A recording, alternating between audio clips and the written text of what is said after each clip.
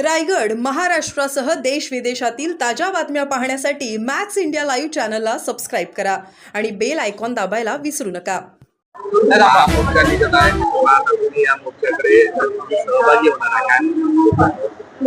आपल्या सर्वांना कल्पना आहे की आज मुंबईमध्ये महाविकास आघाडीचा भव्य मोर्चा आहे आणि आपल्याला सगळ्यांना कल्पना आहे की विधानसभा निवडणुकीमध्ये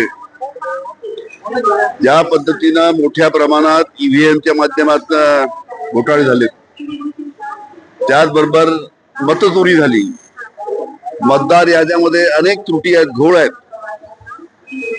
एका घरामध्ये 130 लोक आहेत. कालच बातमी आली की नवी मुंबईच्या कमिशनरच्या घरामध्ये तिथे सुद्धा 120 लोक सापडले. त्याच्यामुळे सर्वांची मागणी आहे, सर्वपक्षी मागणी आहे की ज्या मतदार याद्यामध्ये जो घोळ आहे संपूर्ण महाराष्ट्रामध्ये, तो मतदार याद्यातील घोळ पहिले दुरुस्त करावा, ज्या काही चुका असतील त्या चुका दुरुस्त कराव्या आणि नंतर निवडणुका घ्याव्या, म्हणजे फेअर निवडणुका होतील.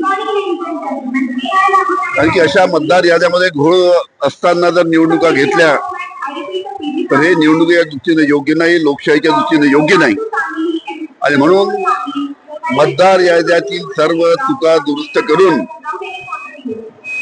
पुढे निवडणुका स्थानिक स्वराज्य संस्थेच्या घ्याव्या, हे आमचं सर्व स्थानिक जे आमचं महाविकास आघाडी आहे त्यांचं सर्वांचं म्हणणं आहे. काल आणि बारामतीमध्ये शेतकऱ्यांमध्ये वादग्रस्त वक्तव्य केलंय. ते म्हणलेले आपल्या भाषणाचे 100% राहिलेल्या पैसे दिलेले असताना वेळेत पैसे फेडायची सवय ठेवा, अशा पद्धतीने किती दिवस चालणार? ठीक आहे, अजितदादांनी बोलले असतील, पण एक गोष्ट लक्षात ठेवा की या सरकारने देवेंद्र फडणवीस साहेब जेव्हा विरोधी पक्ष नेते उपमुख्यमंत्री होते तेव्हा त्यांनीच आश्वासन दिलं होतं की आमचं सरकार आलं की आम्ही कर्जमाफी देऊ.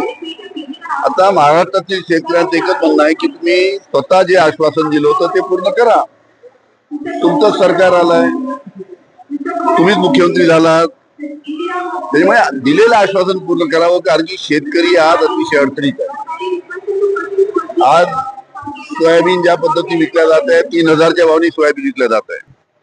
शासकीय सोयाबीनचा दर आहे 5328 रुपये प्रति क्विंटल आणि 3000 म्हणजे 2000 रुपये एका क्विंटलच्या मागानं शेतकऱ्यांचं नुकसान होत आहे. आता पुढे कापूस येणार आहे, अशी परिस्थिती दिसते की कापसाला सुद्धा भाव राहणार नाही.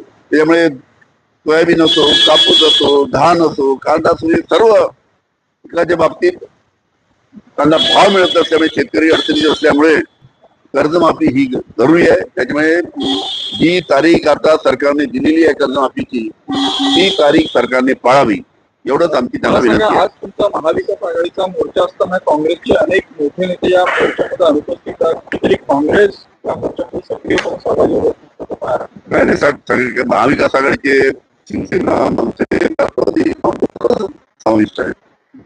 सर्व नेते किती वाजता मोर्चा आणि 1 वाजता किती वाजता सगळ्यात माहिती पडेल.